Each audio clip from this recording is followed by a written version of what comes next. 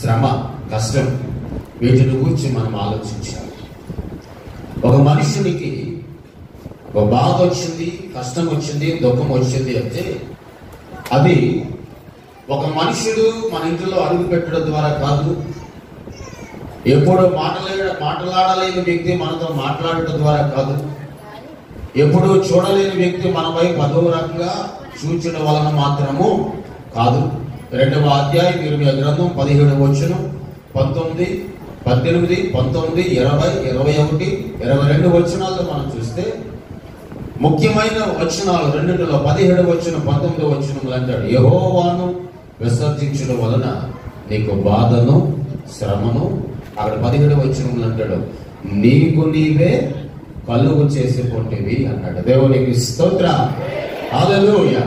ఎవరిని విడిచిపెట్టడం వలన అంటే దేవుణ్ణి విడిచిపెట్టడం వలన నీకు నీవే ఏం కలుగు చేసుకున్నావచ్చా? బాధను కలుగు చేసుకున్నా. గత వారం కొన్ని వచనాలు దేవుని సన్నిధిలో మనం జ్ఞాపకం చేసుకున్నాం. ఈ వారం మరికొన్ని వచనాలు దేవుని సన్నిధిలో మనం దేవుని వాక్యాన్ని జ్ఞాపకం చేసుకుందాం. ఇర్మీయా గ్రంథం 6వ అధ్యాయం. ఇర్మీయా గ్రంథం అందరూ కూడా చదువుకున్న వారందరూ బైబిల్ గ్రంథాన్ని మనం పెరుద్దాం. కొంత సమయం దేవుని సన్నిధిలో ఉంచాలి. ఈ కొంత సమయాన్ని దేవునికి మనం అప్పగిద్దాం. ఇర్మీయా గ్రంథం 6వ అధ్యాయం 10వ వచనాన్ని మనం చదువుదాం. విందురని నేనెవరితో మాట్లాడేదను, ఎవరికి సాక్ష్యం ఇచ్చేదను, వారు వినుటకు తమ మనసు సిద్ధపరచుకొనరు కనుక వినలేకపోయిరి. ఇదిగో వారి యెహోవా వాక్యమందు సంతోషము లేని వారై దాన్ని తృణీకరింతురు. దేవునికి స్తోత్రం, హల్లెలూయా. అందరూ 2 చేతుల దేవుని వైపు చాపుదాం, దేవుని స్తుతిద్దాం. దేవునికి స్తోత్రం, హల్లెలూయా, హల్లెలూయా.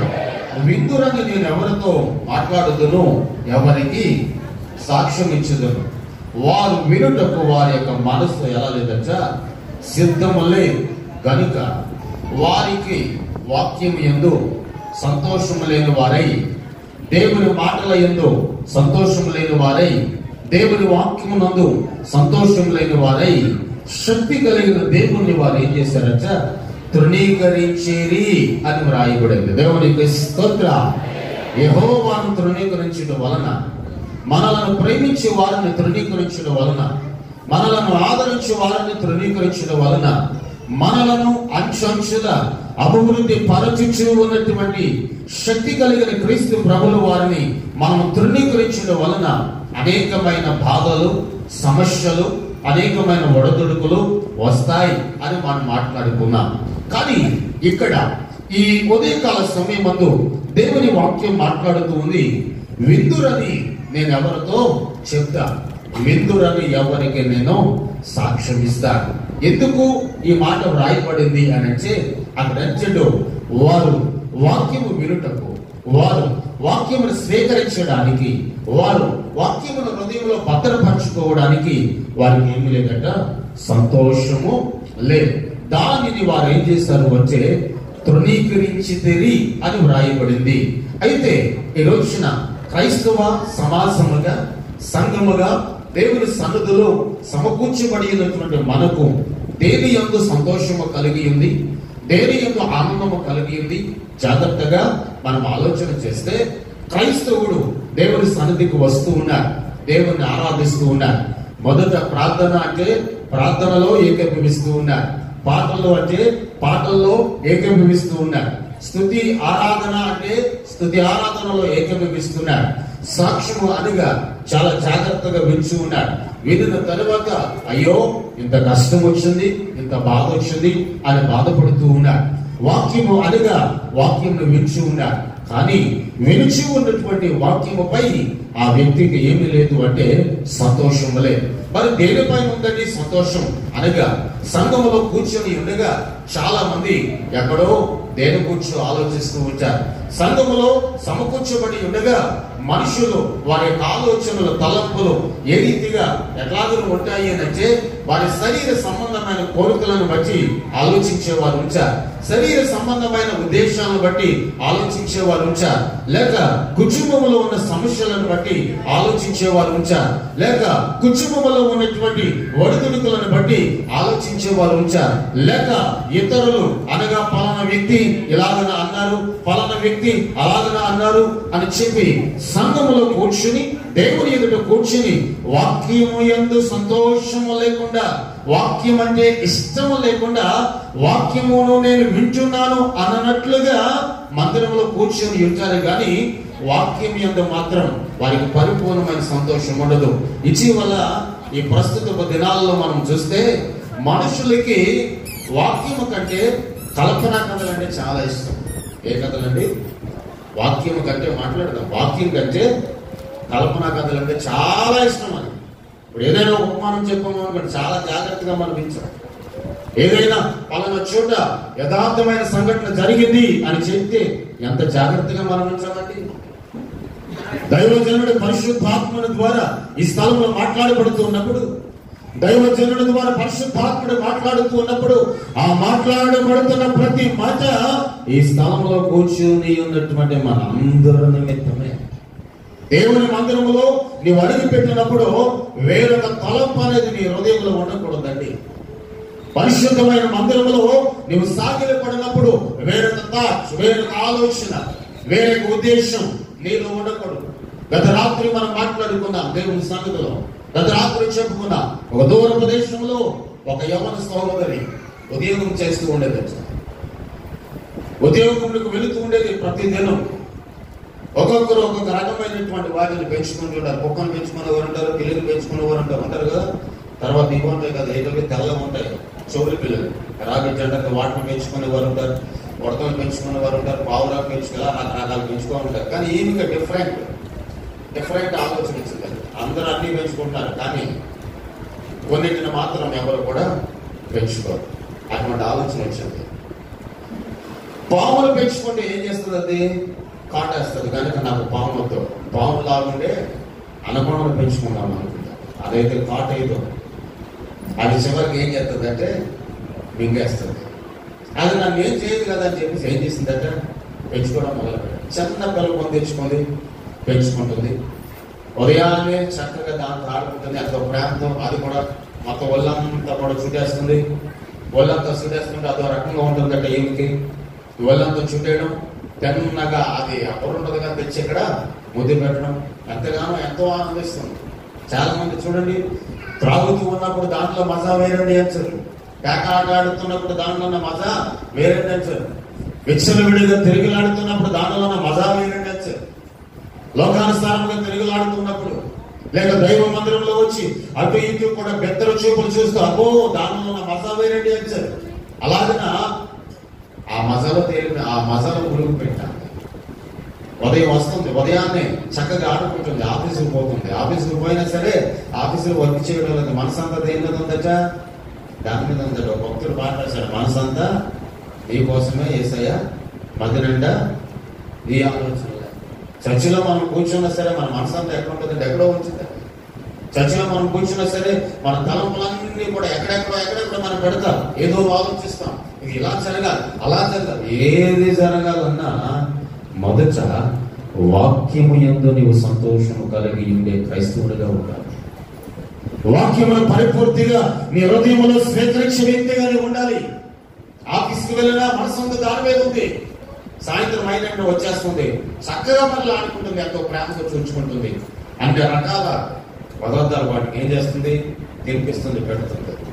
కొన్ని దినాలు అయిపోయిన తర్వాత ఆహారం తినడం మానేస్తుంది. ఈ ఆహారం పెడుతుంది, అన్ని పెడుతుంది, కానీ ఆహారాన్ని మాత్రం మనం ఏం చేయడం లేదు. ఆ పాము ఏం చేయడం అనుకోండి, ఏం చేయడం లేదు, తినడం లేదు. తినకపోతే బెంగ మొదలైంది. ఏం మొదలైంది? అయ్యో ఆహారం తినడం మానేసింది, సిగ్గుపోతుంది. ఏం చేస్తుంది? సిగ్గుపోతుంది అని చెప్పి వెటనరీ డాక్టర్ దగ్గరికి చెప్పింది, అయ్యా ఇలాగ చిన్న అనుకోండి అది పెంచుకుంటున్నాను, కొన్ని దినాల నుంచి అది ఆహారం తినడం మానేస్తుంది. మీరు వచ్చి దాన్ని ఏం చేయాలి? ఒకసారి చూడాలి. దానికి ఏమైనా చేయాలి అంటే దానికి ఏమైనా చేయాలంటే వైద్యం మీరు ఏం చేయాలి?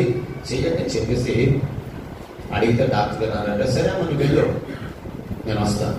అట్లా చెప్తే వాళ్ళని అడ్రస్కి నేను వస్తాను. ఆమె చెప్పినట్టుగా డాక్టర్ గారు వెళ్ళారు. సాయంత్రం ఆఫీస్ అయిపోయింది. ఆఫీస్ అయిపోయిన తర్వాత ఆమె ఇంటికి వెళ్ళిపోయింది. ఆమెతో పాటు ఎవరు వెళ్ళారు? డాక్టర్ గారు వెళ్ళారు. వెళ్ళి కాలం వెళ్ళిపోకుండా బయటకు వచ్చింది. డాక్టర్ గారు అన్నారట, అమ్మా అది ఏ రూమ్లో పెట్టావు? అది అయ్యా నా బెడ్రూమ్ కానుకున్న పక్క రూమ్లో పెంచాను. అయితే దాని కిటికీ ఉంది కనుక నీవు లోపలికి వెళ్ళి తలుపు వేసుకోవాలి. అది లోపల ఏం చేస్తుందో నేను బయట ఉన్న కిటికీల నుంచి నేను ఏం చేస్తాను చూస్తానని చెప్పాడు. ఆ లోపలికి వెళ్ళింది, దాంతో ఆడుకుంటుంది చక్కగా. వాళ్ళంతా కూడా చుట్టేసి పెద్ద అనకుండా నోరు ఎలా ఉంటుంది, పెద్ద నోరు ఇలాగా ఆవలించుకొని ఏం చేస్తుందట, ఇక్కడ ముద్దు పెడుతుందట. ఇక్కడ ముద్దు పెట్టినట్టే ఆమెలో ఉన్న సంతోషం వేరు, ఆమెలో ఉన్న ఆనందం వేరు. ముద్దు పెట్టిన తర్వాత డాక్టర్ గారు సైకిల్ చేశారు, బయటకు రామంటే బయటకు వచ్చింది. డాక్టర్ గారు ఒకే మాట మాట్లాడారు, ఒకే మాట చెప్పారు, అమ్మా ఏమీ లేదు, దానికి ఏ విధమైన నీరసం లేదు, దానికి ఏ విధమైన బలహీనత లేదు. నువ్వు పెట్టే చిన్న కొద్దిగా పెట్టే ఆహారం తినడానికి దానికి ఇష్టమో లేదమ్మా, దానికి భారీ ఆహారం కావాలి. ఆ భారీ ఆహారం ఎవరంటే నువ్వే. అది పెద్ద నోరు ఆవలించుకుని వచ్చి ఇక్కడ ముద్దు పెడుతుంది, నీకు అర్థం లేదా?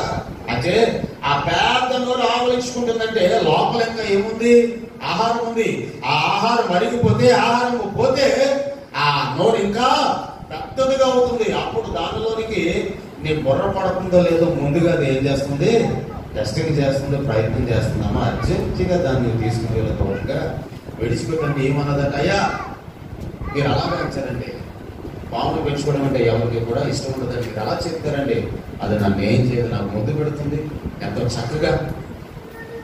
నా చుట్టూ ఉన్న వారు ఎవరు నా దగ్గర రాకపోయినా దాంతో నేను ప్రేమగా ఉంటున్నాను, నన్ను అది ప్రేమగా చూసుకుంటుందని చెప్పేసి డాక్టర్ గారి మాట కొడేసింది. కొన్ని దినాలు అయిన తర్వాత ఏం చేసింది? అదే ఆమెను ఏం చేసింది? ఎంగేసింది. ఈ రోజున పాపములో మనం ఉండగా పాపము కూడా పాము వల్లే మనం ఏం చేస్తుందట? కాటు వేస్తుందట. ఆ పాపము నుండి మనం విడుదల పొందితేనే, పాపము నుండి మనం బయటికి వస్తేనే వాక్యము యందు మనం సంతోషము గలవారముగా ఉంటాం. ఇక్కడ అంటాడు, వాక్యం యందు మీకు సంతోషం లేదు వారై మీ దేవుణ్ణి మీరు ఏం చేస్తారో తృణీకరించండి.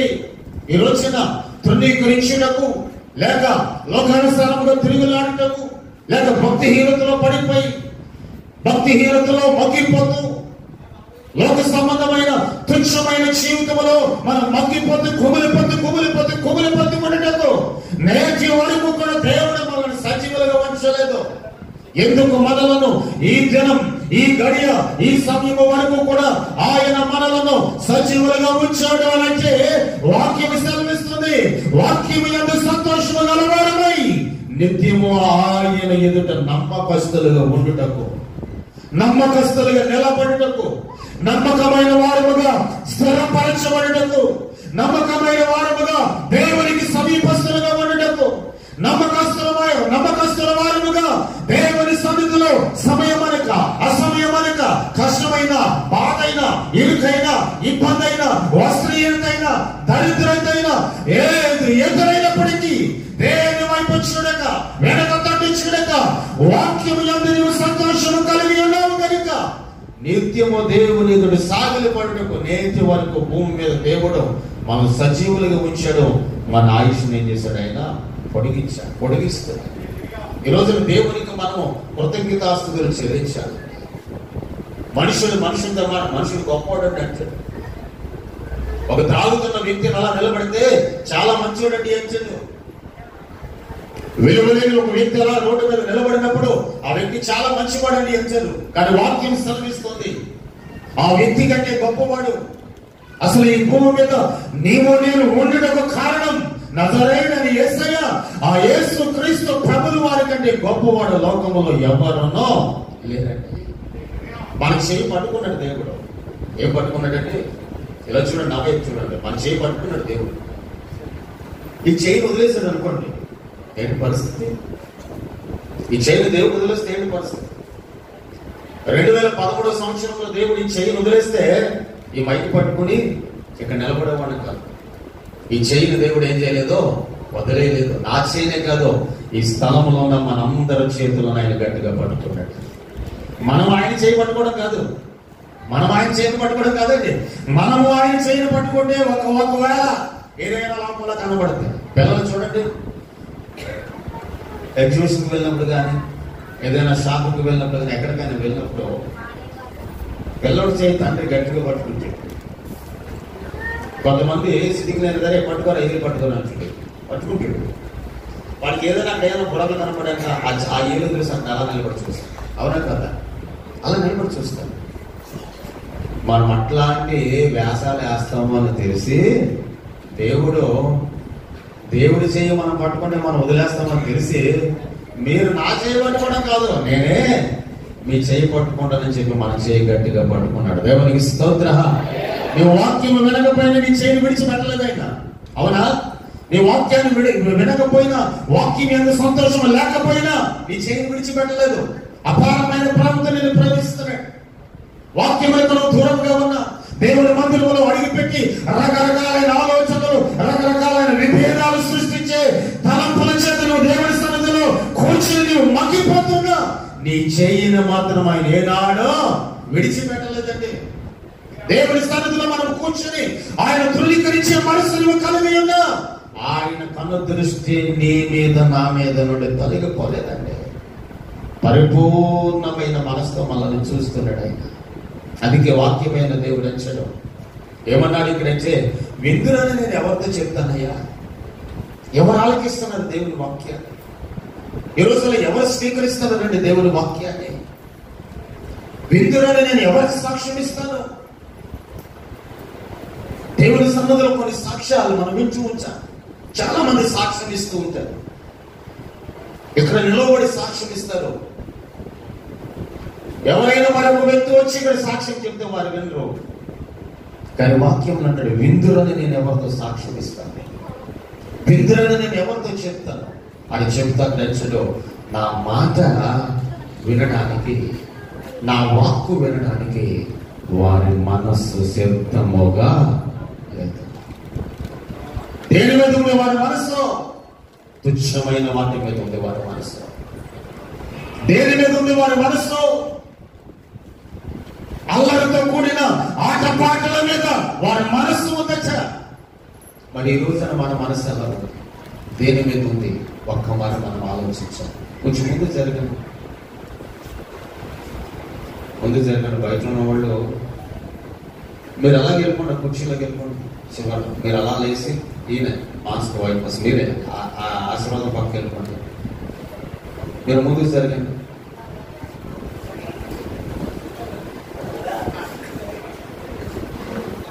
జరగాలి. చాలా మంచి వాళ్ళకి మా వాళ్ళు ముందు జరగాలి. మగవారు చాలా మంచి వాళ్ళు, ఆడలు ఇంకా మనుషులు. ముందు జరిగింది.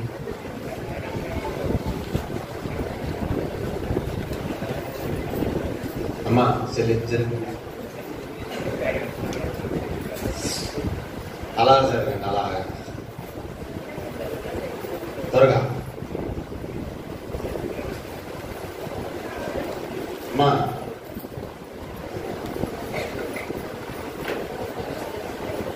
అందరు జరుగుతారు, అలాగే చూడదు, మనం జరగాలి. అది జరిగే మన సంతోషం. అది జరిగి అలా జరిగింది. అలా జరిగితే వచ్చిన కాడ కుర్చీలు కింద కుర్చీలు ఎవరైనా ఉంటే వెనక్కి కుర్చీలు ఉన్నాయి, వేరు కూర్చోవచ్చు. ఉన్న వాళ్ళు అందరూ మనమే కదా, అందరూ ఒక కూర్చుంటే ఏమైనా సిగ్గమో ఆపేదేమో మన బలహీనతను బట్టి మనం కూర్చుంటాం. కనుక కింద కూర్చోవాలని ఎవరెవరు ఉంచారు కూర్చోండి. దేవునికి స్తోత్రం. హల్లెలూయా, హల్లెలూయా, హల్లెలూయా. అందరూ రెండు చేతులు తెచ్చుకుంటే శబ్దం. దేవునికి స్తోత్రం. హల్లెలూయా, హల్లెలూయా, హల్లెలూయా. వాక్యంలోకి పోతాం. మీకు వినడానికి మనసు ఎలా లేదట? సిద్ధముగా లేదు. ఏ వినడానికి మనసు సిద్ధంగా ఉందండి అంటే, పలానా వ్యక్తి అంట ఇలా చేశాడంట అంటే చెవి మరీ దగ్గర పెట్టి ఏం చేస్తాం మనం? జాగ్రత్తగా ఉంటాం. అవునా? చాలా జాగ్రత్తగా మనం ఉంచుకోవాలి. పలానా వ్యక్తిని మాట అన్నాడటమ్మా. ఏ మాట అన్నాడు? అటువంటి మాటలు వినడానికి మరీ దగ్గరికి వెళ్ళి మనం ఏం చేస్తాం? చెవిని పెడతాం. లోక సంబంధమైన తుచ్చమైన వాటిని విడిచిపెట్టా అనే మాట వినబడితే ఈ చెవిని మనం ఏం చేస్తాం? దూరం చేసుకుంటాం. అవునండి? వాక్యం ఏం చెప్తుందంటే, వినడానికి నీకు సిద్ధము లేదో, నీ మనసు సిద్ధము లేదో, వాక్యం మీద నీకేమి లేదో, సంతోషము లేదు. వాక్యం మీద సంతోషము లేకుండా ఎక్కడికి మనం తిరిగినా, ఎన్ని ప్రాంతాలకు మనం తిరిగినా, ఎన్ని సువార్త కూడికలకు తిరిగినా, ఎన్ని సువార్త సభలకు మనం తిరిగినా మనకు స్థిరత్వం అనేది ఉండదండి. స్థిరము లేని వాడు ఎన్ని చోట్లకు వెళ్ళినా కార్యమును అనుభవించాడు. మార్పు లేని వాడు ఎన్ని స్థలాలకు తిరిగినా వానికి మార్పు రాదు. వాక్యం ఎంత సంతోషము లేనివాడు, వాక్యం అంటే ఇష్టము లేనివాడు ఇక్కడ కాకపోతే మరొక చోటలో అడిగి పెట్టి పాస్టర్ గారి వైపే చూస్తూ ఉన్నాడు, పాస్టర్ గారి వైపే చూస్తుంది, కానీ వాక్యం ఎందు మాత్రం ఏమి లేదు. పాస్టర్ గారికి కనబడేది ఏంటంటే, పాపం అబ్బో ఎంత చక్కగా వెళ్తున్నారండి, కానీ లోపల ఏముందో ఎవరికి తెలీదు, పాస్టర్ గారికి తెలీదు. సర్వలోకమును సృష్టించిన సృష్టికర్త యేసయ్యకు తప్ప ఎవ్వరికి తెలియదు. పాస్టర్ గారు మాయలో పడిపోతాడు, ఏంటి అమ్మో ఎంత చక్కగా, మా విశ్వాసం చాలా మంచి వాళ్ళండి అనుకుంటాడు. ఎవరు? పాస్టర్ గారు. యేసయ్య అంటాడు, వీళ్ళంత భయంకరులు ఇంకెవ్వరు కూడా లేరు అని యేసయ్య అంటాడు. అందుకే వాక్యం నచ్చడు, వారు వినడానికి వారి మనసు ఏం లేదట, సిద్ధంగా లేదు. వాక్యం ఎందు వారు సంతోషం లేని వారై వాక్యాన్ని ఏం చేశారట, విడిచిపెట్టారు అంటాడు. చూడండి, మరొక వచనాన్ని మనం చదువుకుందాం. 14వ వచనాన్ని మనం చూస్తే, 14వ వచనములో సమాధానము లేని సమయమున సమాధానమని చెప్పుచ్చు, నా ప్రజలకున్న గాయమును పైన మాత్రమే బాగు చేయదరు. దేవునికి స్తోత్రం, హల్లెలూయా. అందరూ దేవుని స్తుతిద్దాం. దేవునికి స్తోత్రం. సమాధానము లేని సమయమున సమాధానము అని చెప్పి పైన గాయాన్ని ఏం చేస్తారంట. యెహెజ్కేలు రాసిన గ్రంథంలో ఒక మంచి మాట రాయబడి ఉందండి. ఏంటంటే, మట్టి గోడకు గచ్చిపోత పోయడం. ఏ గోడకండి? లోపలంతా ఏంటి? మట్టి, పైన అంతా ఏంటి? గచ్చు. చూసిన కూడా అందరూ ఏమనుకుంటారు? 1 గ్రామ్ గోల్డ్ ఏదో ఉంటుందిగా, 1 గ్రామ్ గోల్డ్ కదా. ఆ పైన అంతా ఏమవుతుంటది? బంగారు పొత్తు ఉంటుందా? నిజంగా ఉంటుందా? బంగారు పొత్తు ఉంటుందట 1 గ్రామ్ గోల్డ్. లోపలంతా ఏంటి? ఆ 1 గ్రామ్ గోల్డ్ పట్టుకుని వెళ్ళి మారోళ్ళ దగ్గరికి వెళ్ళి ఇది తీసుకుని 10 గ్రాములు అంటే, ఎన్ని గ్రాములు అంటే అది 10,000 ఇవ్వండి అంటే ఇస్తాడా? ఎవడు? ఎందుకు? అది ఒరిజినల్ కాదు. ఒరిజినల్ మట్టి గోడకు ఏం పోతట? గచ్చిపోతా. సమాధానం లేని వాడు ఏముందని చెప్తున్నాడట, ఓయ్ నీలో సమాధానం ఉంది. మన ఇంటికి చాలా మంది వస్తారండి ప్రార్థన చేయడానికి, నా దగ్గర పోతారు చాలా మంది ప్రార్థన చేయడానికి. పాస్టర్ గారు, మీరు పాస్టర్ గారు కదండి, మీ దగ్గరికి ఎందుకు వస్తారు? విశ్వాసం వస్తారు, ప్రార్థన చేస్తాను మీకోసం. ప్రార్థన చేసిన దానికి మరి వాళ్ళకి ఏమివ్వాలి? పానుకోవాలి. మరి పాస్టర్ గారు ఎవరు చెప్పకూడదా? నేను ఇస్తాను. విశ్వాసాలు వస్తారు, కొంతమంది వస్తారు, సోర్ చేస్తున్నామండి ప్రార్థన చేయడానికి వస్తారు, మంచిది. అయితే సమాధానం లేని వారి ఇంటికి వెళ్ళి మీకు సమాధానం అని చెప్పి వారి గాయం పైన, వారి గాయాన్ని పైన ఏం చేస్తారచ్చా? బాగు చేస్తారచ్చ.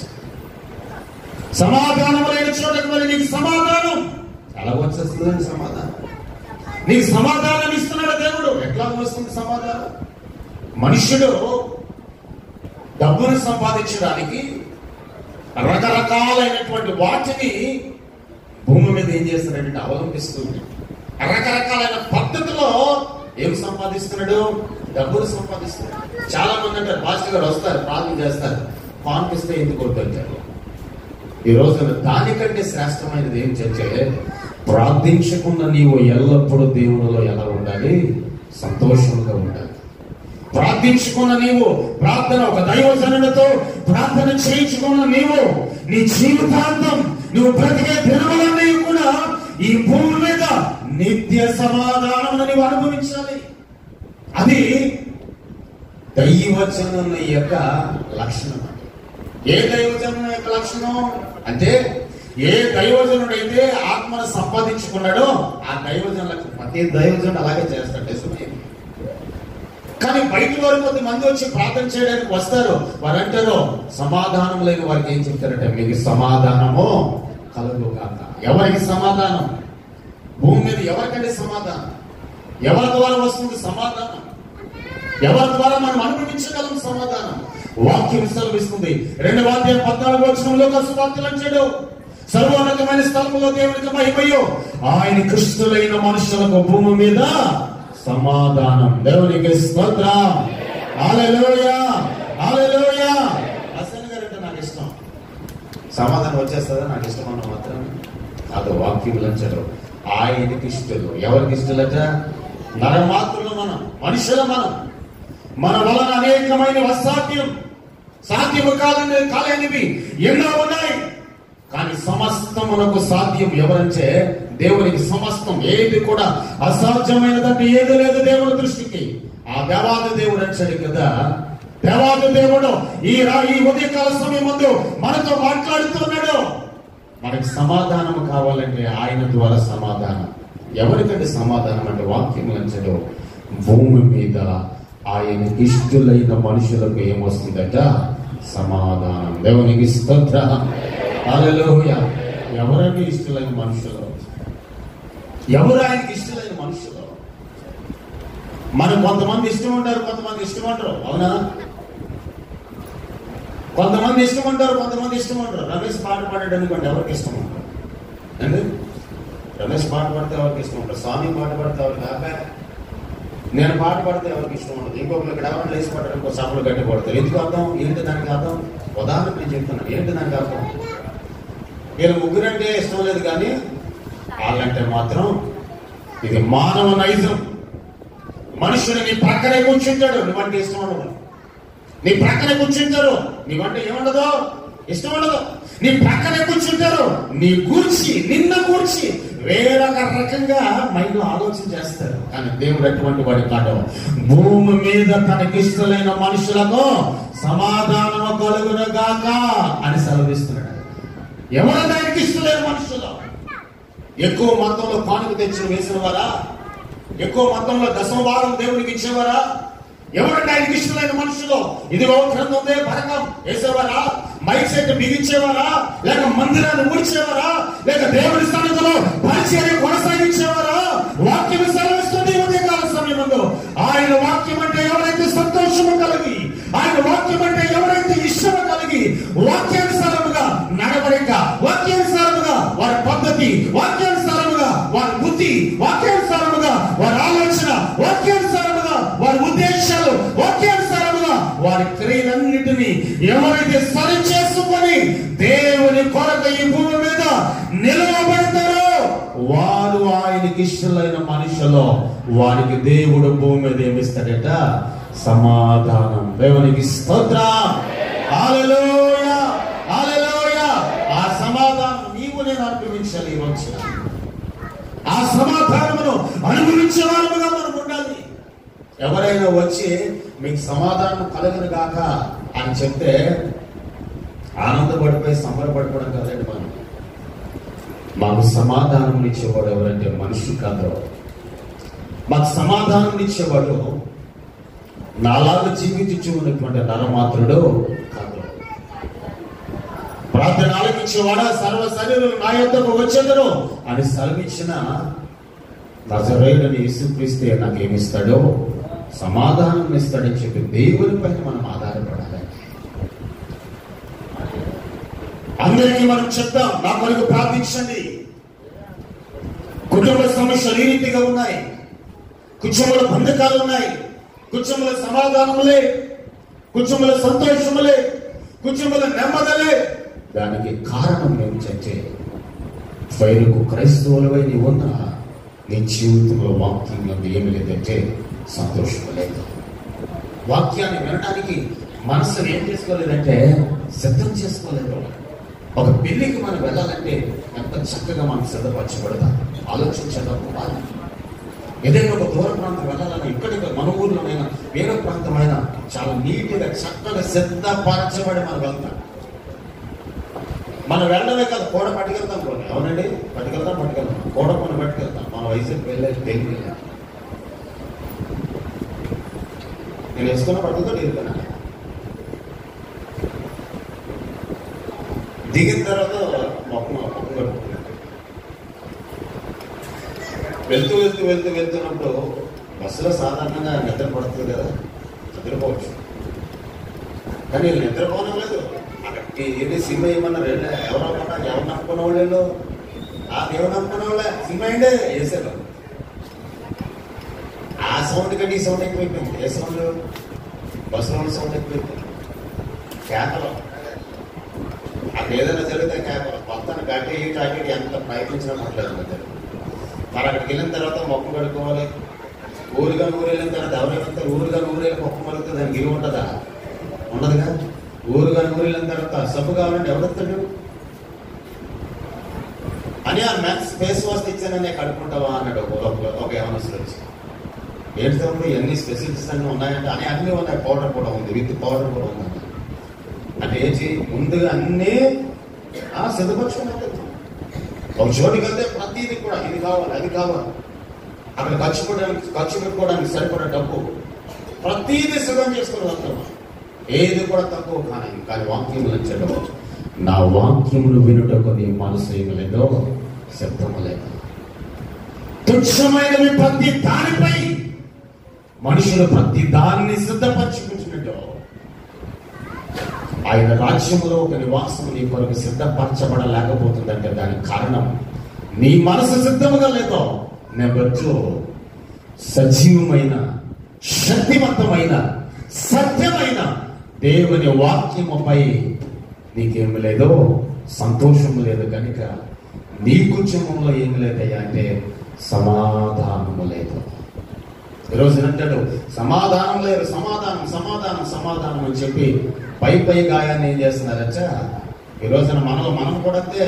నాలో భక్తి ఉందండి, రాత్రి చెప్పుకున్నాం, మేడికొండ చూడ, మీరమైండ, పట్ట విప్పు చూడ, ఆ దేవుడు హృదయం తెరిచి చూస్తే ఏముంటదట.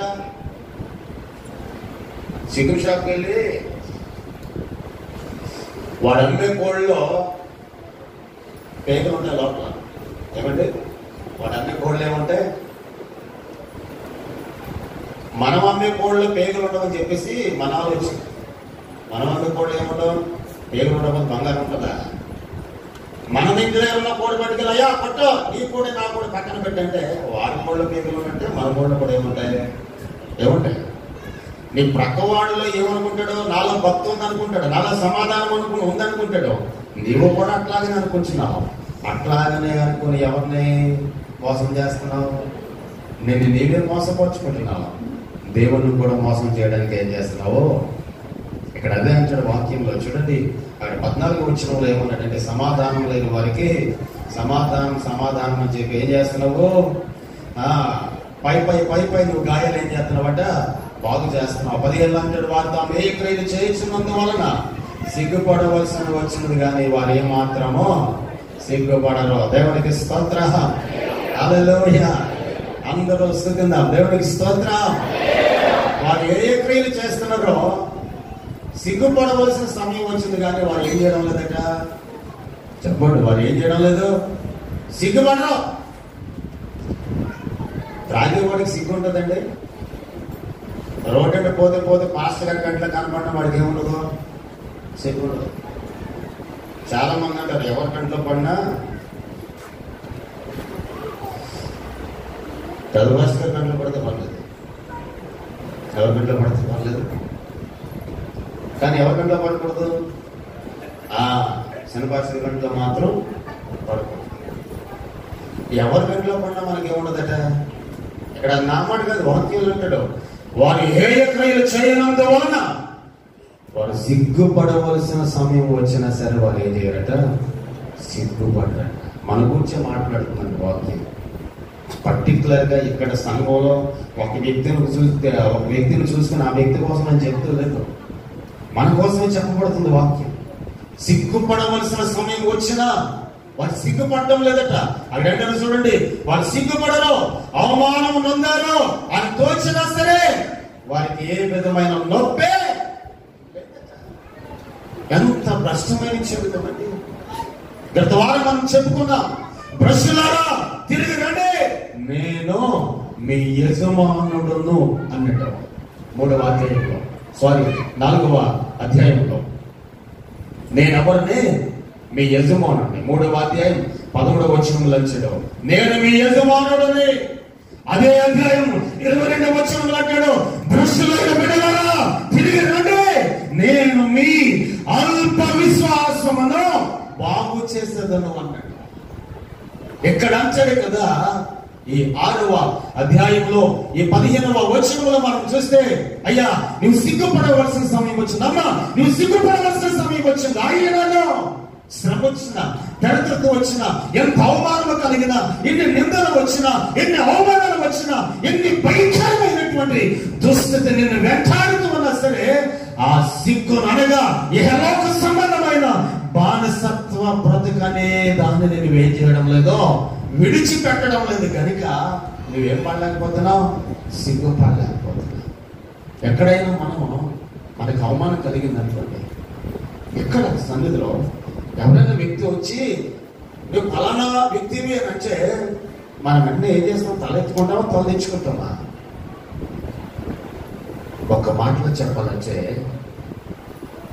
కొన్ని హ్యాబిట్స్ ఉంటాయి మనిషికి, అలవాటుగా చేసే పనులు. ఆ అలవాటుగా చేసే పనిలో ఇదొక పని. ఏ పని? ఎవరేమన్నా సరే సిగ్గుపడకుండా ఆ పాపం అనే క్రియలలో వెళ్ళిపోయే పని. వాక్యం అంటాడు, ఇదిగో నేను త్వరగా వస్తున్నాను. నేను ఇంకా రాకముందే ఆ సిగ్గుమాలిన ప్రతి దానిని నువ్వేం చేయాలి? వదిలేయాలి.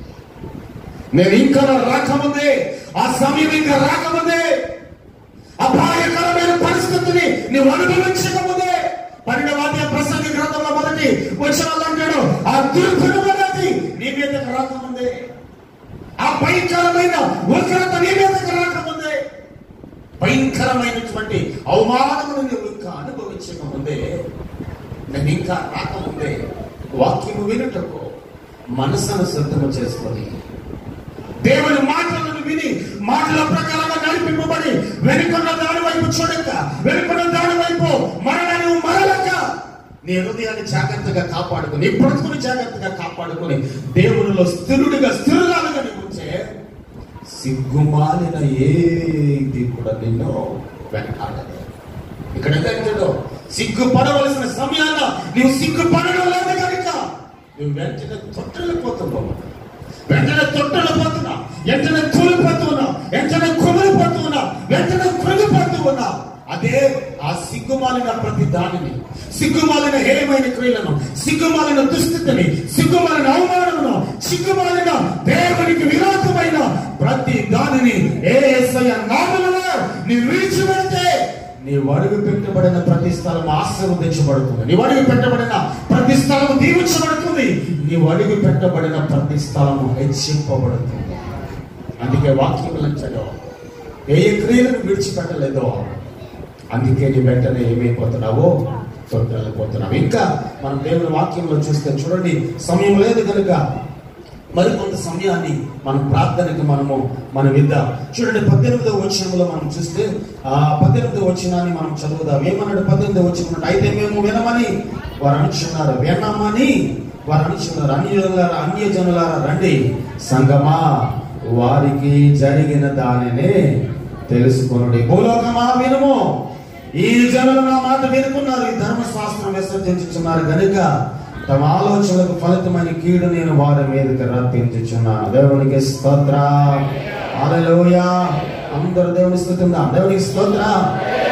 సంగమా వినుమో, అన్య జనులకు జరిగిన దానిని నువ్వేం చేయాలి? తెలుసుకోవాలి. ఏం జరిగిందండి వారికి? అన్య జనులు ఏ విధమైన కీడును అనుభవిస్తున్నారు తెలుసా? దేవుని ఎరగలేని వారు ఏ విధమైన బ్రతుకును బ్రతుకుతున్నారు తెలుసా? మనమంటాము దేవుని ఎరగలేని వాడు కోటీశ్వరుడిగా ఉన్నాడంటే, దేవుని ఎరిగి ఉన్న మనలో ఏం చిల్లేగవ కూడా లేదండి. ఇది మన ఆలోచన. దేవుని ఎరగలేని వానికి విలువ లేదో, దేవుని కలిగి ఉన్న నీవో దేవుని ఎరగలేని వాడు ఇహలోక సంబంధమైన ధనము కలిగించే దేవుని ఎరుగు ఉన్నటువంటి మనము పరలోక సంబంధమైన ధనము కలిగి ఉన్న వాక్యం అంటాడు, ఏ లోకంలో ధనం సంపాదించుకున్నట్టు కంటే ఈ భూమి మీద నువ్వు బ్రతుకుండా యథార్థముగా భక్తిగా విశ్వాసము కలిగి నేను నీ యజమానుడిని సెలవిచ్చిన యజమానుడికి నీ హృదయాన్ని నీవు అప్పగించుకుని ఆయన వైపు నువ్వు మరలితే నీ బ్రతుకు నీ ప్రవర్తనను బట్టి పరలోక రాజ్యములు నీకు ఉన్నతమైన ధనము సమకూర్చబడుతుంది. మత్తయి 6 అంటాడు, యెహోవాకు సంబంధమైన ధనం సెమ్మట పడుతుందట, సెలపురుగులు ఏం చేస్తాయట, తినేస్తాయట, దొంగలు ఏం చేస్తారట, వచ్చి ఎత్తుకెళ్ళిపోతారట. కానీ పరలోక సంబంధమైన ధనమును ఎవరు కూడా అపహరించలేదో. పరలోక సంబంధమైన ధనమును మనకు సమకూర్చేవాడు ఎవరంటే నజరేయుడైన యేసయ్య. బ్యాంకుకు వెళ్ళి బ్యాంకులో 10,000 వేయాలండి అంటే లైన్ లో ఉండాలి. కానీ పరలోక రాజ్యంలో నువ్వు ధనం సంపాదించుకోవాలంటే లైన్ అవసరం లేదు. నీ బ్రతుకు యథార్థమైనదిగా దేవుని దృష్టికి ఉండాలి. నిన్న రాత్రి 143వ కీర్తన చదువుకున్న అందులో ఒక మాట వ్రాయబడింది, దేవుని సన్నిధిలో నిలిచి ఉన్న వారిలో ఎవరునో నీతిమంతులుగా ఎంచబడారో అని రాయబడింది. మనం ఏమంటామంటే పలానా వ్యక్తి పరిశుద్ధుడని మనం సాక్ష్యం ఇస్తాం. వాళ్ళు గూర్చి వీళ్ళు గూర్చి మనం సాక్షి ఇవ్వడం కాదు, మనము దేవుని ఎదుట పరిశుద్ధులుగా ఉండాలి. ఇక్కడ కూడా ఎంచడు. సంగమా విను. ఏ వినాలి? కల్పన కదా? ఏ వినాలి? విపుడు కథలా? ఏ వినాలి? లోక సంబంధమైనవా? కాదు. అన్యజనులకు ఏమి జరుగుతుందో నువ్వేం చేయాలి? తెలుసుకోవాలి. ఎలాగ జీవిస్తున్నామో మనం ఏం చేయాలంటే గ్రహించాలి. మనం ఎలా జీవిస్తున్నాం? సంఘముగా ఉన్న మనం ఎలా జీవిస్తున్నాం? సంఘముగా ఉన్న మనం ఎక్కడున్నాం? సంఘముగా ఉన్న మనం ఏ ద్వారంలో ఉన్నాం? సంఘముగా ఉన్న మనం ఏ స్థలంలో ఉన్నాం? 7వ అధ్యాయం 2వ వచనాన్ని మనం చదివితే అక్కడ శ్రేష్టమైన మాట వ్రాయబడింది. నీవు యెహోవా మందిర ద్వారము నిలవబడి ఈ మాట అక్షరనే ప్రకటింపుమో, యెహోవాకు నమస్కారం చేయటకై ఈ ద్వారముల్లో బడి ప్రవేశించి యూదావారులారా యెహోవా మాట వినుడి. దేవునికి స్తోత్రం. ఇర్మియాతో ఎవరు మాట్లాడుతున్నాడంటే దేవుడికి యెహోవా మాట్లాడుతున్నాడు. ఇర్మియా నీవు వెళ్ళి మందిర ద్వారము యొక్క నిలవబడి. ఎక్కడ మందిర ద్వారం ఎక్కడ ఉందండి? మందిర ద్వారం ఎక్కడుంది? మందిర ద్వారం ఏది? ఎక్కడుందండి ద్వారం? దాన్ని ఏమంటారు? లోపలికి వచ్చి ద్వారం. నీవు మందిర ద్వారం ఎంత నిలవబడి లోపలికి వచ్చి ప్రవేశించే ప్రతి వారితో కూడా నువ్వేం చేయాలి? ఎలా మాట్లాడాలి? యోధావారులారా మీరు నా మాట వినాలి అన్నాడు. ఏమన్నాడు అక్కడ? అక్షరమైన ప్రకటన. యెహోవాకు నమస్కారం చేయడక ఈ మందిర ద్వారంలో బడి ప్రవేశించి వారులారా యోధావారులారా యెహోవా మాట ఏం చేయాలట? వినాలి అన్నాడు. అక్కడ అంటాడు ఒక మాట, యెహోవాకు నమస్కారం చేయడకై. నమస్కారం అంటే ఏంటండి? నమస్కారం అంటే ఏంటి? నమస్కారం అంటే ఏంటి? లోక సంబంధంగా నమస్కారం అంటే నమస్కారానికి ప్రతి నమస్కారం ఏమంటారు? సంస్కారం. ఆ సంస్కారం ఇప్పుడు ఎక్కడ పోయిందంటే ట్రిబ్యులెన్స్ సభ్యులకు పోయింది. ఎక్కడ పోయింది చెప్పండి? నమస్కారానికి ప్రతి నమస్కారం ఏంటి? సంస్కారం. ఆ సంస్కారం ఏ సభ్యులకు పోయింది? ట్రిబ్యులెన్స్ సభ్యులకు పోయింది. సంస్కారవంతమైన మనుషులే లేదట అంత సంస్కారం ఉందండి. నమస్కారం అంటే అబ్బే ఉందా? ప్రైజ్ లాడ్ తమ్ముడు అని అన్నాం అనుకోండి, తమ్ముడు 1000 రూపాయలు జేబులో పెట్టి ప్రైజ్ లాడుతాడు, ప్రైజ్ లాడ్ అని అంటాడు. అంటే దేనికోసం? వాక్యం అంచేటో నమస్కారం చేయటకై అన్నాడు. నమస్కారం అంటే చాలా మంది మనం చెప్పుకున్నాం. నమస్కరించుట అంటే దానికి అర్థం పూజించుట, సేవించుట, ఇంకోటి ఏంటమ్మా ఆరాధించుట. ఆయన ఆరాధించేవారు ఆత్మతోనూ సత్యముతోనూ ఆరాధించాలి. ఈ ప్రభువును నీ రాజు నిన్ను కోరుచున్నాడు అన్నాడు 45వ కీర్తనలో. అక్కడ అంటాడు ఆయన అతనికి నమస్కరించుము అని రాయబడింది. నమస్కరించుట అంటే అర్థం ఆయనను ఆరాధించుట. ఆరాధించుట అంటే కొన్ని నియమాలు ఉన్నాయండి. ఎలాగ ఆరాధించాలి, ఎప్పుడు ఆరాధించాలి, ఏ సమయంలో ఆరాధించాలి, ఎలాగ ఆరాధిస్తే నీ ప్రియుడు సంతోషిస్తాడు. నీ ప్రియుడానికి ఎవరు? నజరేయుడైన యేసయ్య. నీవు ఎలాగ ఆరాధిస్తే నీ ప్రియుడు స్వీకరిస్తాడు. ఎలాగ ఆరాధిస్తే దానిని బట్టి దానికి తగిన ప్రతిఫలమును ప్రియుల దగ్గర నుంచి ఏ రీతిగా నువ్వు పొందుకుంటావు?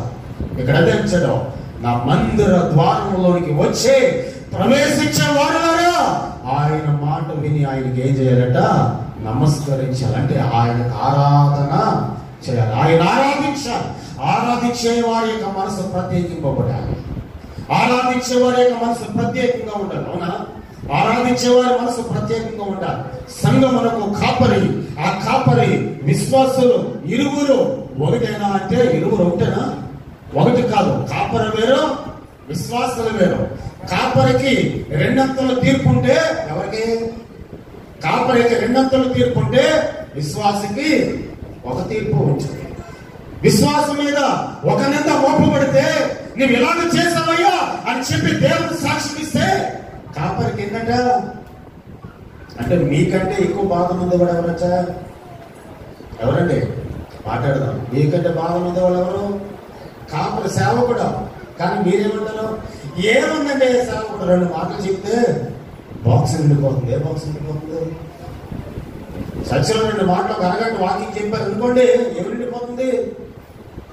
దేవుని వాక్యం ఈ స్థలంలో మాట్లాడాలి ఒక దైవజనుడు అంటే ఈరోజు ఆదివారం అంటే గత ఆదివారం నుండి దేవుని సన్నిధిలో మోకరిస్తేనే కానీ, లేక గత సోమవారం నుండి దేవుని సన్నిధిలో మోకరిస్తేనే కానీ ఈ విశ్రాంతి దినమున దేవుని సన్నిధిలో సేవకుడు నిలబడలేడండి.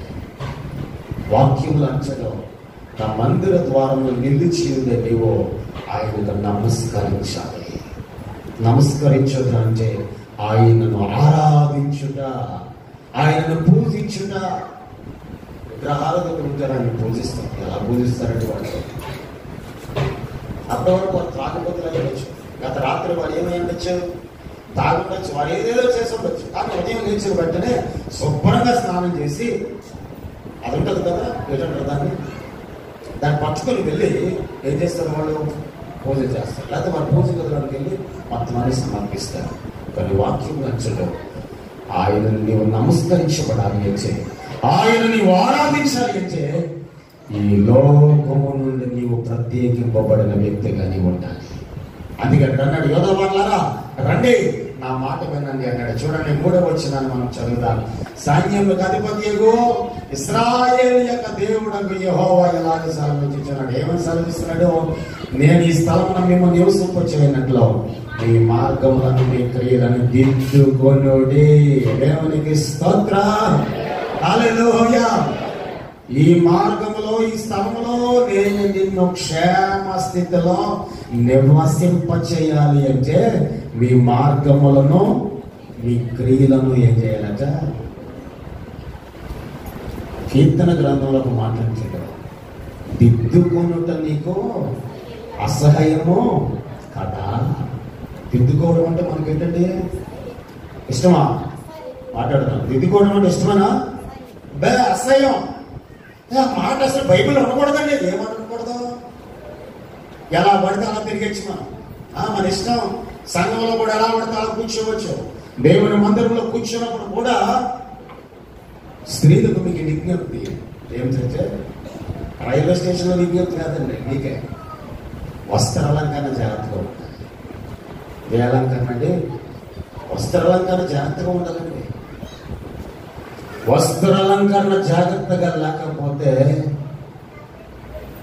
వస్త్రాలంకరణ సరిగా మనం చూచుకోనకపోతే, మందిరంలో ఎలా కూర్చుంటున్నావో తెలియలేని పరిస్థితులకి ఉంటే ఎలా దిద్దుకుంటాం? క్రియలు పురుషులకు కూడా విజ్ఞప్తి, వస్త్రాలు ఎలా ఉండాలట?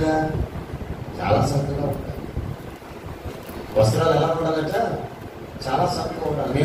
నాకు ఈ పొట్ట రాలేనప్పుడు పట్ల నేను వాడతాను. ఇప్పటికి ఈ పొట్ట వల్ల ఏంటంటే కొంచెం ఎలా పైకి ఉంటుంది. ఫాస్ట్ గా స్టైల్ బిల్లు ఉందన్నట్టు చాలా డబ్బే లేదు. మన వస్త్రాలు మన శరీరాన్ని కప్పుకోవడానికి, మన శరీరాన్ని ఊరంతా తిరిగి తిప్పి తిప్పి తిప్పి తిప్పి ఇది సర్కస్ కాదు. ఇది ఏంటంటే ఇది సర్కస్ కాదు. వాక్యం అంటాడు, నీ మార్గం నీ క్రియలను నువ్వేం చేయాలి? దిద్దుకోవాలి. అందుకే దేవుడు ఈ స్థానానికి మనం తీసుకొచ్చాడు. విశ్రాంతి దినముందు, ఈ విశ్రాంతి దినమున ఈ నవంబర్ నెల 20 తారీఖు ఎంత అంటే 22వ తారీఖు. ఈ 22వ తారీఖు మరలా వచ్చే ఆదివారం ఎంతమంది ఉంటామో, ఎంతమంది ఆయన వద్దకు వెళ్ళిపోతామో మనకి తెలియదండి. ఎప్పుడు ఏమి జరుగుతుందో తెలియదు, ఎప్పుడు ఏమి సంభవిస్తుందో తెలియదు.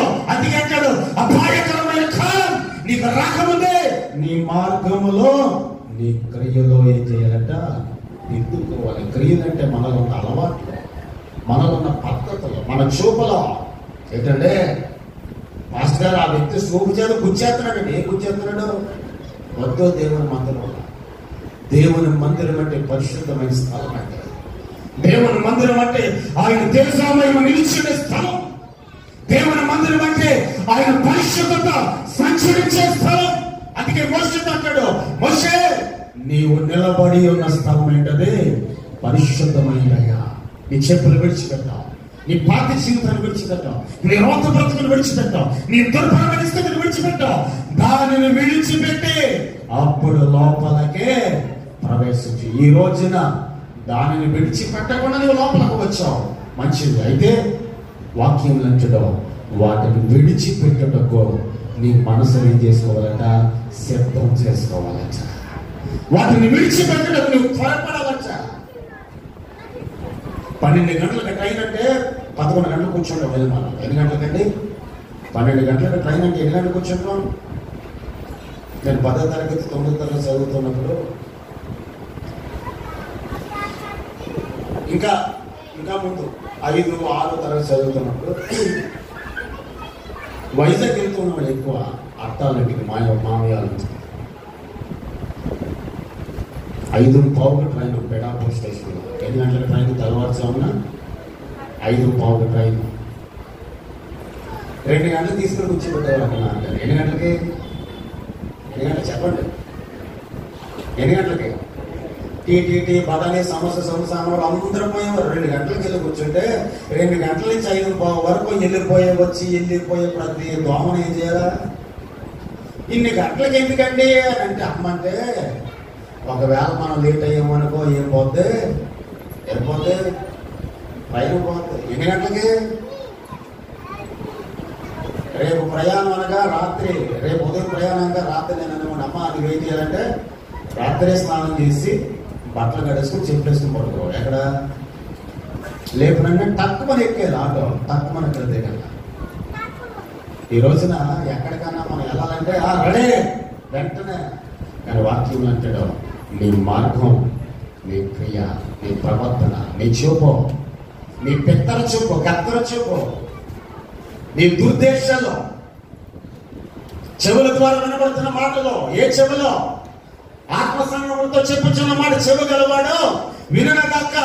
ఆత్మీయ సంబంధమైన చెవులో. కానీ నీలో ఏమనకూడదు? దొంగ చెవులు ఉండకూడదు, వ్యతిరేకపరమైన మాటలు వినే చెవులు ఉండకూడదు, దుర్బుద్ధి పుట్టే మాటలు వినే చెవులు ఉండకూడదు. నీ నేత్రాలు ఆయన చూసే నేత్రాలుగా ఉండాలి.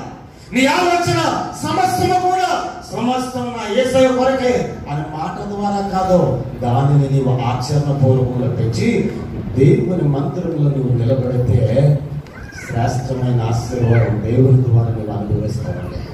నువ్వు దీవించబడతావు కాక ఒక మనుషుడే కాదు, కలుగును గాక అని ఆయన సెలవిచ్చాడనుకో, నీకు సమస్తము సమృద్ధిగా నువ్వు అనుభవిస్తావు.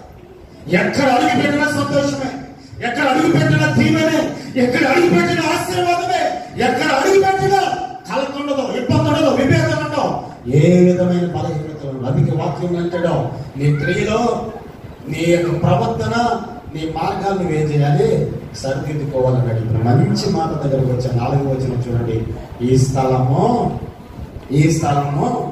యెహోవా ఆలయం, ఈ స్థలము యెహోవా ఆలయం, ఈ స్థలము యెహోవా ఆలయం అని మీరు చెప్పుచున్నారే, ఈ మోసకరమైన మాటలు ఆధారం చేసుకొనకూడే.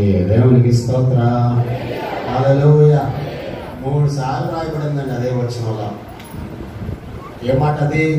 ఈ స్థలము యెహోవా ఆలయము అంటే ఈ స్థలము పరిశుద్ధమైన స్థలము, ఈ స్థలము పరిశుద్ధుడు నిలిచి ఉండే స్థలము, ఈ స్థలములో పరిశుద్ధాత్మ సంచరించే స్థలము, ఈ స్థలములో ఆయనకు నమస్కరించే స్థలము, ఈ స్థలములో ఆయనను ఆరాధించే స్థలము. అయితే ఆ స్థలములో మీరు ఏ మాటలు మాట్లాడుకోకూడదంటే మోసకరమైన మాటలు మీరు ఏం చేయకూడదు, మాట్లాడుకొనకూడదు.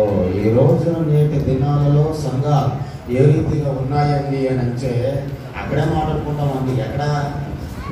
ఎక్కడండి మాట్లాడదాం? ఎక్కడ? సంఘం అంటే పరిశుద్ధమైన స్థలం, మోసకరమైన మాటలు మాట్లాడుకునే స్థలం కాదండి. సంఘం అంటే తగువులు తీర్చుకునే స్థలం. అవునా? తగువు తీర్చుకునే స్థలం కాదు. సంఘం అంటే పరిశుద్ధమైంది. అంటే ఒక మాటలో మనం మాట్లాడుకోవాలంటే ప్రత్యేకింపబడింది. ఇంట్లో ప్రతి ఒక్కరు కొన్ని ప్రత్యేకింపని వస్తువులు ఉంటాయి. ఎవరిని పట్టుకొనిస్తామా అండి? ఎవరినైనా పట్టుకొనిస్తామా?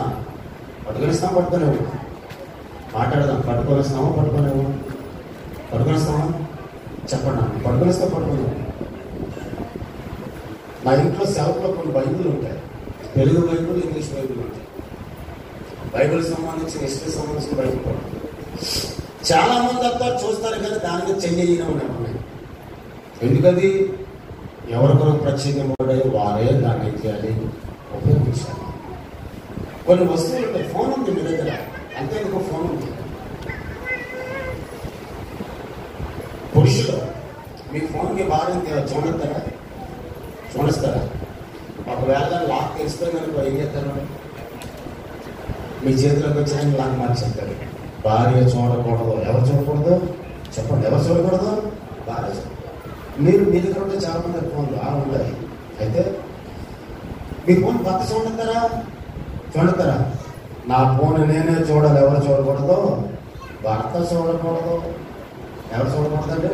అబ్బో భర్త చూస్తే అన్నీ తెలిసిపోతాయి. ఎన్ని తెలిసిపోతాయి? చాలా మంది ఎక్కువగా యూట్యూబ్ వాడతారు. ఏం వాడతారు? ఎక్కువగా యూట్యూబ్లో వాక్యాలు వింటామండి అంటారు. యూట్యూబ్లో ఏం వాడుతున్నారో యూట్యూబ్లో హిస్టరీ చెక్ చేస్తే మొత్తం అంతా బయటపడిపోతుంది. అవునా? వాక్యం మంచిదో. ఈ స్థలం పరిశుద్ధ స్థలం, కానీ దేవుని మందిరంలో ఉన్న మీలో మోసపూరితమైన మాటలను మాట్లాడకూడదు. భర్తగా ఉన్న మేము నీ భార్య ఎదుట, నీ పిల్లల ఎదుట మోసపూరితమైన మాటలు మాట్లాడకూడదు. భార్యగా ఉన్న నీవు నీ భర్త ఎదుట, నీ బిడ్డల ఎదుట మోసపూరితమైన మాటలు మాట్లాడకూడదు. గత శుక్రవారం దినమున తీతుకు రాసిన పత్రిక 2వ అధ్యాయం 4-5 వచనాల్లో ఉన్న 6 విషయాలు మాట్లాడుకున్నాము. స్త్రీ ఏ రకంగా ఉండాలి 6 మాటల స్థలంలో రాయబడ్డాయి. కుటుంబానికి స్త్రీకి దేవుడు ఒక పాత్రగా ఒక ఉన్నతమైన విలువనిచ్చాడు. తల్లి అని ఒక విలువనిచ్చాడు. మీరేమి చేయాలి అంటే వాక్యములు అంటాడు, నీ భర్త ఎదుటి కానీ, నీ బిడ్డల ఎదుటి కానీ, నీ స్నేహితుల ఎదుటి కానీ, నీ బంధువర్గం ఎదుటి కానీ, మీరు పురుషులు మీ స్నేహితుల ఎదుట, మీ బంధువుల ఎదుటి కానీ ఏ నాడు కూడా మోసపూరితమైన మాటలో మాట్లాడకూడదు. ఎందుకంటే మనం పరిశుద్ధ స్థలంలో ఉన్నాం. ఆ పరిశుద్ధ స్థలంలో ఉన్నవాడు ఎవరంటే పరిశుద్ధుడు. ఆయన పరిశుద్ధుడైన ప్రకారం మనమును మన సమస్త ప్రవర్తన యందు ఎలా ఉండాలంటే పరిశుద్ధులుగా ఉండాలి. దేవునికి స్తోత్రం. హల్లెలూయా. అన్నాడు ఏమంటాడంటే మోసపూరితమైన మాటలు మీరు ఏం చేయొద్దు, ఆధారం చేసుకోవాలి. 5వ వచనం అంటే అలా గనక మీ మార్గంలో మీ క్రియలను మీరు యథార్థంగా చక్కపరుచుకొని ప్రతి వాడు తన పొరుగు వాని ఎడల తప్పక న్యాయము జరిగించాలి. దేవునికి స్తోత్రం. ఏం చేయాలంటే తప్పక న్యాయం. మన పొరుగు వాని ఎడల తప్పక ఏం చెల్లించాలట? తప్పక న్యాయం జరిగించాలట. మన పొరుగు వాని అంటేనే మనకు ఇష్టం ఉండదు. మాట చేద్దాం జాగ్రత్తగా. ఒకరోజు ఒక యవనస్తుడు పక్కింటి యవనస్తుల కోసం ప్రార్థన చేస్తున్నాడు. ప్రభువా, ఆ యవనస్తుడు దుర్బుద్ధి చెట్టున్నాడయ్యా, ఆ దుర్బుద్ధి నుండి విడిపించి ఒక మంచి మార్గంలో వ్యక్తిని ఏం చేయాలి? నడిపించాలయ్యా.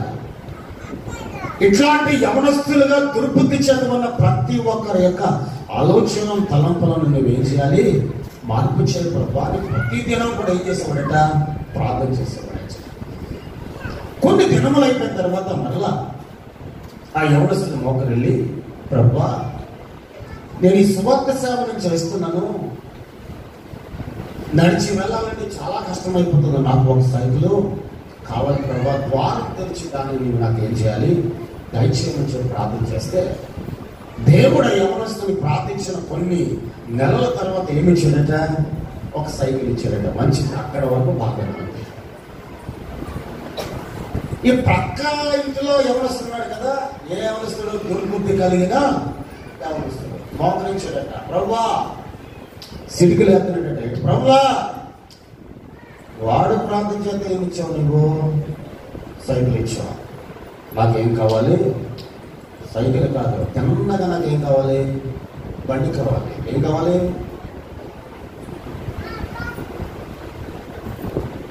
బండి కావాలని ఎప్పుడైతే ప్రార్థన చేశాడో దేవుడు బండి ఒక సైకిల్ ఇచ్చి, సైకిల్ ఇచ్చిన వాని దాన్ని ఎలా మార్చాడంటే దేవుడు బండిగా మార్చాడు. ఇంకా పెరిగిపోయింది. ఇంట్లో ఏం పెరిగిపోయింది, పెళ్లిలో మన కూర్చొని మన పక్కన ప్లేట్లో కాజా పడ్డది, అటువంటి పడ్డది, మాసం ఒక 4 పడ్డాయి, మనకు 3 పడ్డాయి. మనకి ఎలా ఉంటుందండి, అది కూడా కొడుతుందో ఆ దేశంలో వేటి మాసం. అలా మన శరీరం వాడినా నాకు ఎయిరా, అవునా, వీడు కొత్త ఆడిపోతుంది. నేనైతే బండి అడిగినా దేవుడు నాకేమిచ్చాడు, బండి ఇవ్వకుండా సైకిల్ ఇచ్చాడు. వాడికి ఏమిచ్చాడు, ప్రభువా మళ్ళీ మోకరించాడు. ఏంటి ప్రభా ఇలా చేసావు, నువ్వు న్యాయాధిపతి కాదయ్యా, నీ పేరు బైబిల్ గ్రంథంలో న్యాయాధిపతి అని రాయబడిందయ్యా, నీ న్యాయం తీర్చడం లేదయ్యా, నా పట్ల నువ్వేం చేసావో అన్యాయం చేసావు ప్రభా.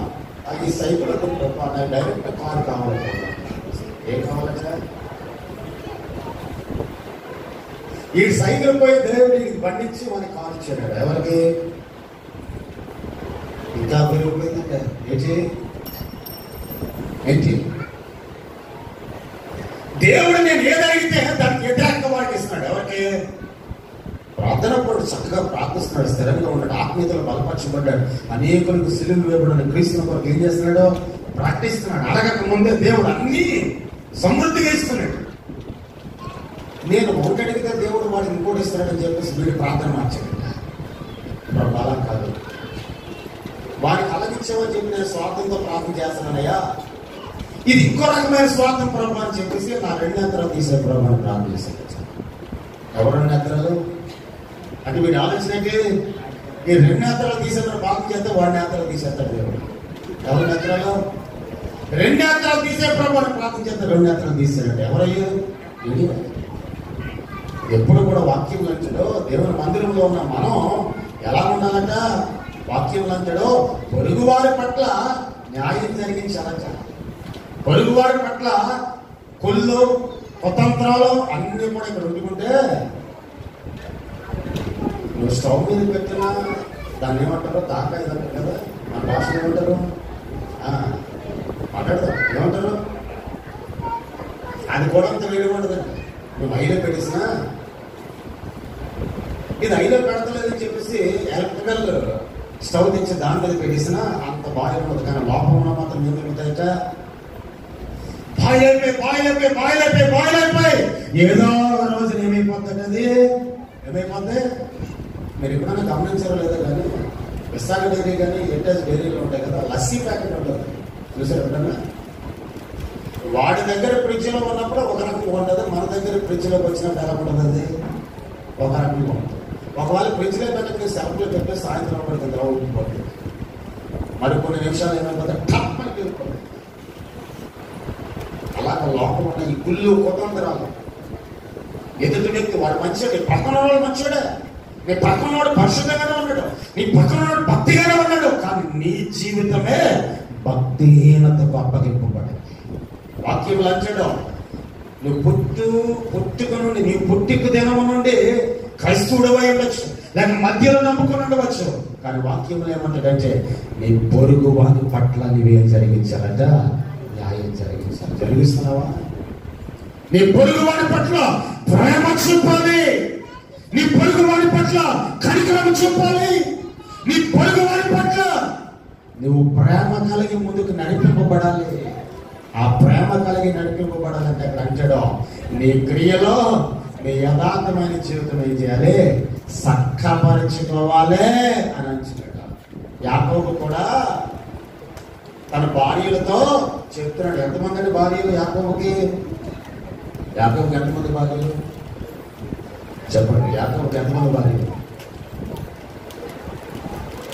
మాట్లాడండి. ఎంతమంది? 5గురా 6గురా? ఎంతమంది? 4గురేనా కదా? లేయా, రాహేల్, వీళ్ళిద్దరూ దాసీలు. అవునా? ఎంతమంది అయ్యారు? దావీదుకి ఎంతమంది భార్యలు? ఎంతమంది? ఒకలే కదా? కాదా? నేను మొన్న బయటకు చెప్పాను. ఎంతమంది?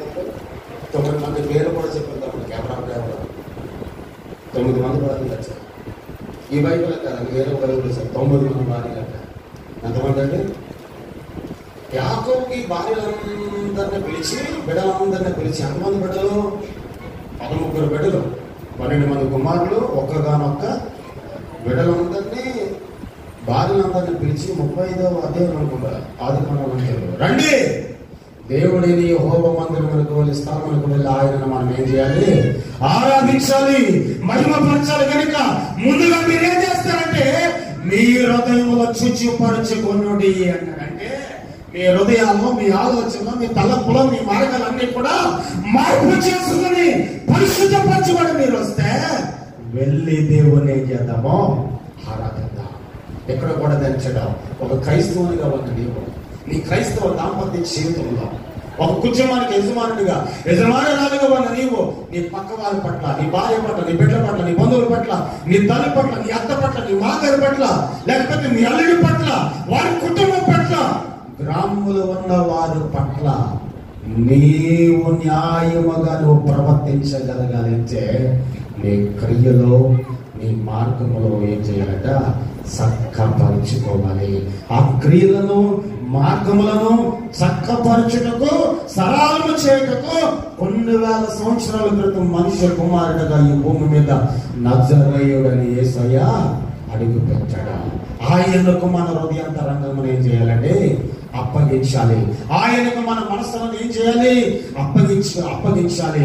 ఒకవేళ అలాగని జీవించకపోతే, ఒకవేళ అలాగని బ్రతకకపోతే, ఒకవేళ అలాగని జీవించకపోతే, ఒకవేళ హృదయమును చక్కపరచుకోకపోతే, ఒకవేళ బ్రతుకును చక్కపరచుకోకపోతే, ఒకవేళ విడిచిపెట్టవలసిన దానిని విడిచిపెట్టకపోతే వాని కొరకు నీవు ప్రార్థన చేయవద్దు అని వ్రాయబడింది వాక్యం.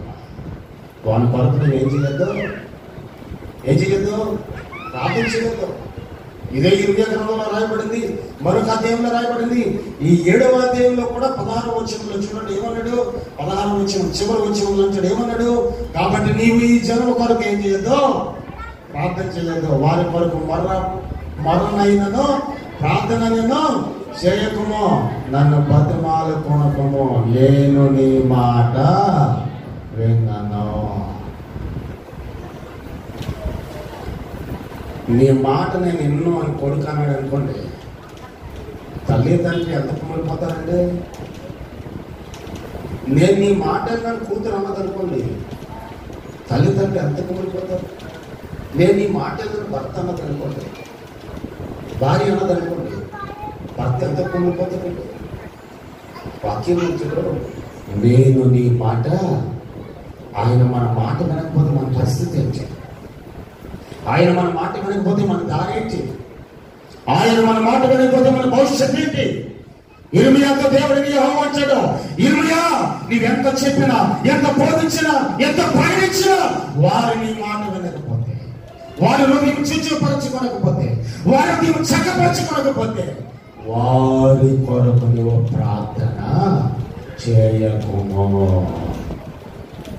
నీ గూర్చి, నిన్ను గూర్చి దైవజనులతో కూడా, నీ దైవజనులతో నువ్వు ఏ స్థలంలో అడిగి పెట్టావో ఆ దైవజనులు నీకు రేయింబగల రాత్రింబగల నీ కొరకు ప్రార్థన విజ్ఞాపనల ద్వారా దేవుని సన్నిధిలో కనిపెడుతున్నాడంటే నిజమా కాదా?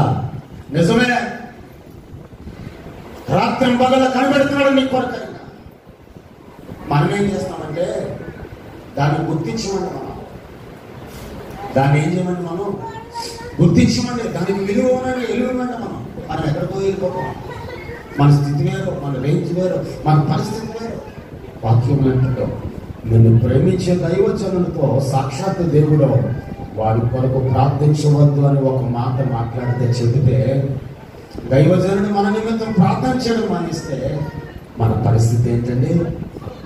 వాక్యం వారి కొరకు మొరపెట్టడం, వారి కొరకు ప్రార్థించడం, వారి కొరకు నా యొద్దకు వచ్చి నువ్వు బ్రతిమలాడవద్దు. ఏం చేయొద్దట? బ్రతిమలాడవద్దు. నువ్వు ఎన్ని రకాలు ఎన్ని ప్రయత్నాలు చేసినా ఒక్క మాట రాయబడింది అక్కడ, నేను నీ మాట విన్నా, నేను నీ మాట విన్నా. ఈ రోజున ఈ భూమి మీద ఉన్న మనము కూడా నువ్వు చేస్తున్న ప్రతి ప్రార్థన ఆయన దృష్టికి అంగీకారముగా ఉండాలి అంటే, నీవు చేస్తున్న ప్రతి ప్రార్థనకు దేవుని యొద్ద నుండి, సాక్షాత్ దేవుని యొద్ద నుండి సంపూర్ణమైన సమాధానం నీవు అనుభవించగలగాలి అంటే నీ మార్గంలో నీ క్రియలు ఏం చేయాలట? చక్కపరుచుకోవాలి. ఇది యెహోవా ఆలయం, ఇది యెహోవా ఆలయం, యెహోవా ఆలయం అని నీవు చెప్పుచున్నావే. దేవుని మందిరములో మోసపూరితమైన మాటలతో కాక పరిశుద్ధమైన మాటలతో, పరిశుద్ధమైన సంగతులతో, పరిశుద్ధమైన వాక్యములతో, వాక్యము ద్వారా సంతోషము కలిగి, వాక్యము ద్వారా ధైర్యము కలిగి, వాక్యము ద్వారా నెమ్మది పొందుకొని, వాక్యము ద్వారా ఆదరణ పొందుకొని వ్యక్తిగా దేవుని సన్నిధిలో నువ్వు స్థిరపరచబడితే నీవు ఎక్కడ అడుగు పెట్టినా మహిమైశ్వర్యం చెందింపబడతా. అందుకంచాడు, ఆయన ప్రార్థించిన వ్యక్తిదే నీ మాట ఆయన వినగలగాలి అంటే, నీ వాక్కు ఆయన వినగలగాలంటే నీ వాక్యము ద్వారా, ఆయన వాక్యము ద్వారా నీవు బలపరచబడి, వాక్యము ద్వారా ఒక నమ్మకమైన వ్యక్తిగా భూమి మీద నువ్వు ఉన్నప్పుడు నీవు ఏది అడిగిననో ఆయన సమృద్ధిగా, అసమృద్ధిగా కాదు, సమృద్ధిగా ధారాళముగా నీకు ఇస్తాడు. పక్కింటికి వెళ్ళి చిన్న గ్లాస్ పట్టుకెళ్ళి, కప్పు పట్టుకెళ్ళి, లేదా కూరగాయలు పట్టుకు వెళ్ళి కప్పు నిండా పప్పు ఇయ్యమ్మా అని అడిగితే పుల్లగేస్తుందా, సగం వేస్తుందా? చెప్పండి, పుల్లగేస్తుందా, సగం వేస్తుందా? అవసరం వచ్చింది, 10,000 ఇచ్చాడు. నాకు వడ్డీ వద్దయ్యా అన్నాడు. ఏ వద్దన్నాడు? 10,000తో పాటు ఎంత ఇవ్వాలి? వడ్డీ వద్దన్నంత మాత్రం ఎంతకంత వేసి, ఒకవేళ వద్దని వెలుగులు తిరిగితే అప్పుడు అది వేరే సంగతి. మరి కప్పులో సగం పప్పు ఇచ్చింది, ఎంత వేసేవాలి? ఎంత వేసేవాలి? మాట్లాడండి, ఎంత వేసేవాలి? ఫుల్గా వేసేవాళ్ళు. అవునా? నాకు నువ్వు ఎంత ఇచ్చావు, నేను అంత ఇస్తానంటే రేపు పొద్దున్న నువ్వు కప్పు పట్టుకెళ్ళినా, ఏం పట్టుకెళ్ళినా ఏముండదు? ఉంటుందండి. ఈరోజు వాక్యం అంటాడు, నువ్వు చేసే ప్రార్థన దేవుని దృష్టికి అంగీకారంగా ఉంటే నీకు ఇచ్చేది ప్రతిదీ కూడా ఎలాగిస్తాడట? ధారాళంగా కొంచెం మానవ కొంచెం ఇస్తాడు. ఎంత అయితే నీవు ఎక్కడున్నా సరే అయితే, కానీ దేవుడు ధారాళం ఇస్తాడు. ఆయన ఆశీర్వదించడం మొదలు పెడితే దాన్ని నాపుటకు ఎవరికి కూడా భూమి మీద ఏం లేదట? అధికారం లేదు. నిత్య ఆశీర్వాదం చేత మనలందరినీ దేవుడు నింపబడినగా మోకరిందాం, నిలువున మోకరిందాం. 2 చేతులు దేవుని వైపు చాపి కొంత సమయం దేవుని సన్నిధిలో ప్రార్థన చేద్దాం. ప్రభువా, నా జీవితం ఎలా ఉంది, నా బ్రతుకు ఎలా ఉంది అయ్యా? నీ దృష్టికి నేనేమై ఉన్నాను, నీ దృష్టికి ఎలాగ నేను జీవిస్తున్నాను, నీ దృష్టికి నేను ఎలా బ్రతుకుతున్నాను, నాతో మాట్లాడు ప్రభువా, నాకు దర్శించు ప్రభు. ఇర్మియాతో మాట్లాడి ఉన్నా, ఇర్మియాను దర్శించి ఉన్నా, ఇశ్రాయేలు ప్రజల గురించి మాట్లాడి ఉన్నా, ఇశ్రాయేలు ప్రజల గురించి చెప్పబడి ఉన్నా. ఈ రోజున మేము ఇశ్రాయేలు ప్రభువా, మా జీవితం ఎలా ఉంది, మా